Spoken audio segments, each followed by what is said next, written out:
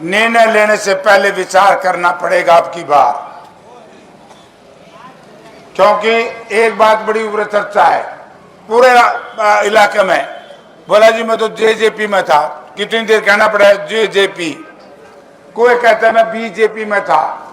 आज के बाद खांडा खेड़ी गांव का हर साथी से निवेदन करूंगा, ना जेजेपी ना बीजेपी, आपका है कल्ला जेपी, जेपी का साथ दो। और भाई बाकी हम गल्ला हाथ जोड़ लो, क्योंकि मेरे 2 उम्मीदवार हैं। वैसे तो सारा कुंबा मेरे पास लाठी लेके पड़ रहा है, तर गए पानी पी के गाड़ देने लगे, मैंने न्यू नहीं बेरा पड़ रहा कौन सा से। लेकिन मैं एक बात कह सकता हूं, रणजीत सिंह जो बीजेपी का उम्मीदवार है, हमारे आदमपुर में इसको कहते हैं छापा मार। तारे भी लगे छापे, ऐसे मीटर ला दिए, ये 12 बजे बिना बिजली चल लेंगे।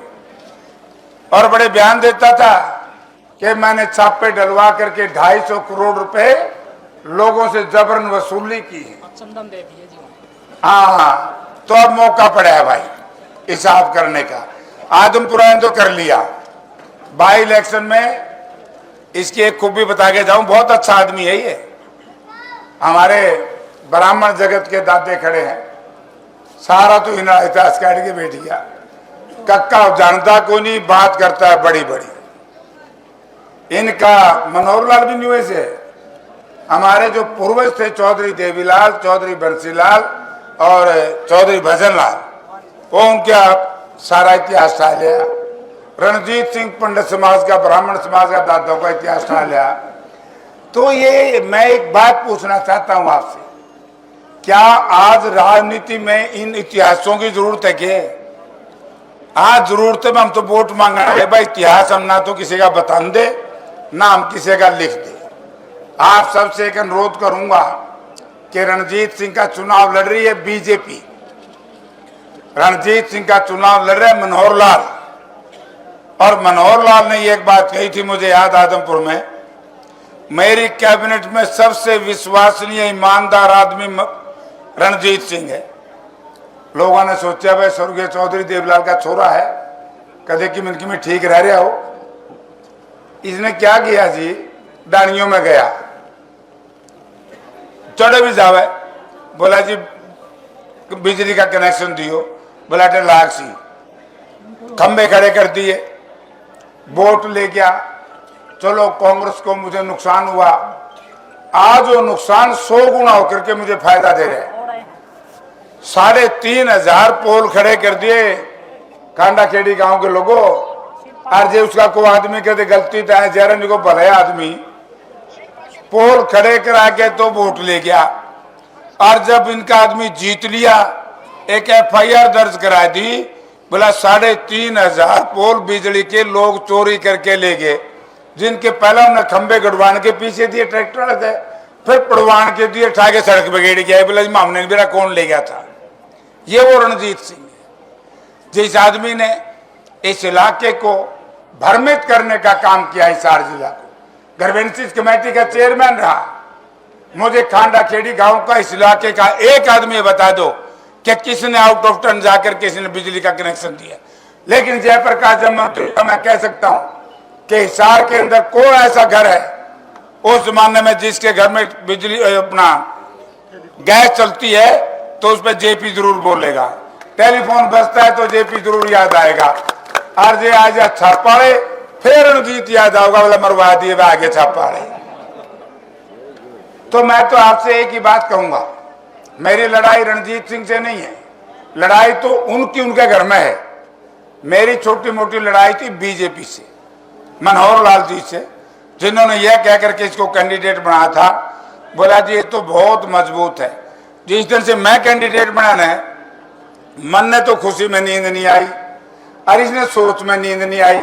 यो भी भाई झांडा सर, मैं भी भाई झांडो, भाई एक ही काम कर दियो, अब की बार संविधान को बचाने के लिए, प्रजातंत्र को बचाने के लिए, और सबसे बड़ी बात है इंसानियत को बचाने के लिए। आप लोग कांग्रेस पार्टी की, आपकी अपनी पुरानी पार्टी है, यहाँ तो शुरुआत बख्तन बेबख्तन बड़े बड़े लोग, क्योंकि चुनाव है, नाम लेना ठीक नहीं, आप समझ ही जाओगे। खांडा का और इस पार्टी का तो बड़ा प्यार है, हरीफ के फिर मेरे गले भी ठीक प्यार है, क्योंकि मुझे याद है 2004 में मुझे हराने के लिए बहुत प्रयास हुआ था, लेकिन खांडा खेड़ी गांव के लोगों ने मुझे बहुत बड़ा आशीर्वाद दिया था। इस गांव से बड़े भारी बहुमत से मैं जीत करके गया था। मैं आपसे एक ही बात, इनका ज्यादा करियो, गर्मी भी पड़े है और मैं कायल भी हो रहा हूँ। 160 वोट बाहर जा सकेगा। तो मैं एक ही बात कहूँ भाई, 5 बात आपसे क्या करके जाऊंगा। इंडिया गठबंधन की सरकार आएगी, हमारी ये मातृ शक्ति सामने खड़ी है। हमारी नेता श्रीमती सोनिया गांधी ने एक ही मीटिंग में फैसला लिया, भारतवर्ष की हर घर में एक गृहिणी को 1 लाख रुपये सालाना इनके खाते में आया करेंगे।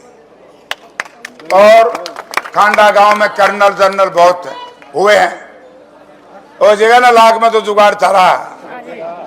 एक बात अभी और भी देवांगे, यहाँ कर्नल जनरल बहुत हुए हैं, बड़ी पोस्टों पे हुए हैं खांडा खेड़ी गांव में। दूसरा मैं ये कहना चाहूंगा, हम ये जो अग्निवीर योजना है हम इसको बंद करेंगे, करा कि नहीं करा, क्योंकि नौजवानों का सत्यानाश कर दिया। परमानेंट फौज बनाएंगे। नंबर 3, हर बूढ़ा बूढ़ी को 6,000 रुपए महीना पेंशन देंगे। Very good. हर घर को मेरी सरकार 300 यूनिट बिजली फ्री देंगे। हर SC/BC को, भूमिहीन को 100 गज के प्लॉट और 3-3 कमरे का मकान बना करके हम देंगे। नंबर 4, 500 रुपए का गैस सिलेंडर देंगे। कौशल रोजगार निगम बंद करेंगे। 2 लाख रोजगार 1 साल में आपके इलाके के बच्चों की बहुत बड़ी उसमें हिस्सेदारी होगी। 2 लाख रोजगार खाली पड़े हैं, वो पद 1 साल में हम भरेंगे। और सबसे बड़ी बात एक आती है, जब हम MSP की बात करते हैं तो इनके कई नेताओं के पेट में बड़ा दर्द उठता है। एक तो चला गया छोड़ के, तो बेरेन पर्दा कित गया। जो न्यू वतन है बोला कानूनी नहीं, जो कानून बन जाता है वो बदला नहीं जा सकता। उस परिवार को इस बात का ज्ञान नहीं कि MP और MLA छाछ बनाने खातर को नहीं होंगे। गलत कानून बन जाए तो उसको ठीक करना, और ठीक कानून बन जाए तो उसको हम स्ट्रेंथिंग करना, लागू करवाना, ये पार्लियामेंट के मेंबर का काम है।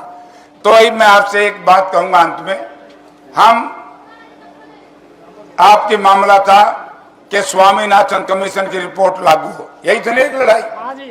आज मैं कह रहा हूं MSP के ऊपर हमारे नेता चौधरी भूपेंद्र सिंह हुड्डा को चेयरमैन बनाया था, सारा इसमें काम हुआ था हमारे घोषणा पत्र से पहले। जैसे ही दिल्ली में इंडिया गठबंधन की सरकार आएगी, हम MSP से नीचे किसान की फसल नहीं खरीदने देंगे, और जो खरीदेगा उसमें कानून बनाएंगे, उसमें सजा का प्रावधान होगा। और उसमें क्या C2 प्लस 50% प्रॉफिट, ये किसान चाहते थे। जब हम किसान को इस तरह की बात करते हैं तो फिर हमारे खिलाफ एक दुष्प्रचार किया जाता है कि भाई गरीब भाइयों, जो ये सस्ता फ्री अनाज दे रही सरकार, ये फ्री अनाज ना नरेंद्र मोदी का है ना अमित शाह का है, ये फ्री अनाज आपका है, आपकी मेहनत का है, आपके खून और पसीने की कमाई का है, और ये इन लोगों ने नहीं दिया। ये अनाज दिया था आदरणीय स्वर्गीय श्रीमती इंदिरा गांधी जी ने, जब इस देश में ग्रीन रेवोल्यूशन ला करके हमें इस देश में अनाज की बहुत कमी थी, उस कमी को भी पूरा किया, MSP लागू की, और उसके बाद पब्लिक डिस्ट्रीब्यूशन स्कीम उसी वक्त से लागू हुई है। तो हमारे नेता हैं जो पार्टी के अध्यक्ष हैं, दलित समाज से हैं, मल्लिकार्जुन खड़गे साहब पे रिपोर्ट गई कि जो 5 किलो बाजरी दे हैं, थारे बाजरी दें दोगे, महाराज आदमपुर में तो बाजरी दे, उड़े क्यों दें दो तो बेरानी भाई, गर्मी में बाजरा, हाँ बाजरा के घंटे बदलवा लिए लोग आने। तो भाई हम तो एक कह के जावा, ये 5 किलो में भी रोए। खड़गे साहब ने कहा कि हम 10 किलो गेहूं देंगे, बाजरी नहीं देंगे, इतनी गर्मी में बाजरा तो डांगर को नहीं खावे, मानस चित्ते खावेंगे। एक अंत में यहाँ मुलाजिम बहुत, और पूरे हरियाणा के देश के मुलाजिमों की एक मांग है, बड़ी तकड़ी मांग है, वो है ओल्ड पेंशन स्कीम। सरकार बनते ही हम ओल्ड पेंशन स्कीम दोबारा से बहाल करेंगे। और ये फैमिली आईडी कई बूढ़े सोचते 6,000 तो देवेंगे, कदे मनोहर लाल वाली सरकार की ढाल हो जा बोला तेरे घर तो 9,000 बिजली का बिल आ गया, तेरी पेंशन बंद, तेरा बच्चा स्कूटी लिया तेरी पेंशन बंद, फैमिली आईडी खत्म, पोर्टल खत्म। जो बुजुर्ग से 100 किला का मालिक है चाहे का नहीं, जैसे जयप्रकाश एक्स MP है मुझे पेंशन मिलती है, इसी तरीके से 6,000 रुपए हर बूढ़ा बूढ़ी के मिलेगी, कटे नहीं की। ये इस तरह का प्रोविजन हम करने जा रहे हैं। मेरा आपसे निवेदन है, क्योंकि मैं सब बूढ़ा लग रहा हूँ, देख रहा हूँ वहां से लग के 89 से लेकर अब तक कभी न कभी हर परिवार ने मुझे आशीर्वाद दिया है। और आज तो सारे इकट्ठे हो रहे हैं। आज तो सैसी समाज के लोगों ने तो साफ ही कह दिया सारे भाई तारी गेल सा एक मिनट बताऊंगा ना, छत्ती जाऊंगा ऐसा ऐसा। तो आज सारे यहाँ खड़े हैं। मैं तो एक ही बात कहता हूं कि जयप्रकाश आपका है, आपका था, आपका रहेगा। रणजीत सिंह बनियों को है जो मैं खांडा का हूं, तो मैं सारे वोट नहीं दिए समाज सारे और सारा दलित समाज। तो एक बात है पॉलिटिकल, मैं बताऊं को नहीं कदे मेरा काम बिगड़ जाए।